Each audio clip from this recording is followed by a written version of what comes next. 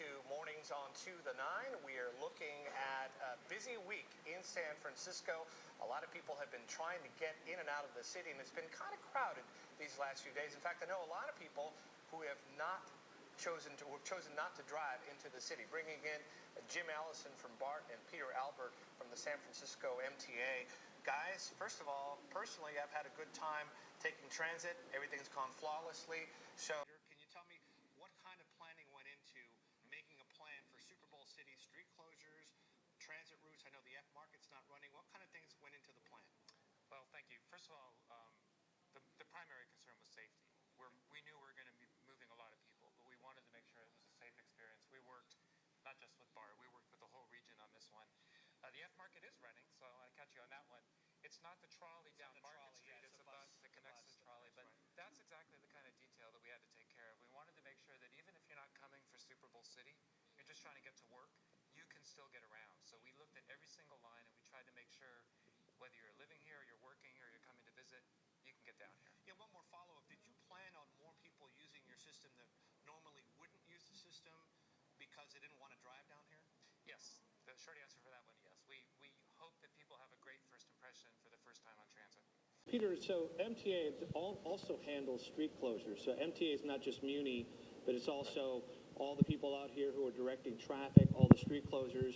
What kind of things did you have to, for example, you can only cross Market on one street. How did you come up with that plan? How are people using the detours?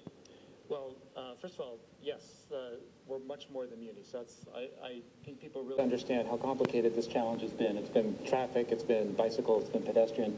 So the street closures were tricky in some ways because people still live and work here. They need deliveries.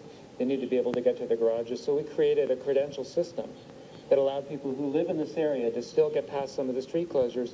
But through traffic, we really wanted to make sure it was kept a little bit at distance because all of our buses needed to be able to get around.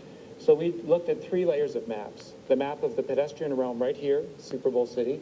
The second layer would be all the transit connections that help get, like the buses that are rolling past, get people in and out here without traffic congestion. And then the through traffic pushed out a little bit farther. And, you know, that only works when everybody cooperates and follows the information that we've tried to give to get people, take transit, try not to drive, telecommute, all of these things. I can tell you this, and maybe Jim, you have the same experience. We've had record ridership on transit. That's great. We've also seen much less congestion than some of the dire Predictions, so people are following instructions, making it life easier for everybody. Well, that's good to hear. Jim, good experience for BART riders? Well, I can tell you from personal experience this morning, I got on a train from Fremont to San Francisco. The train was crowded, but not packed to the gills. We have carried more than 500,000 people a couple of times with the victory parades. And then in terms of our ridership on Saturday, it was our second highest Saturday ever in the 43-year history of BART.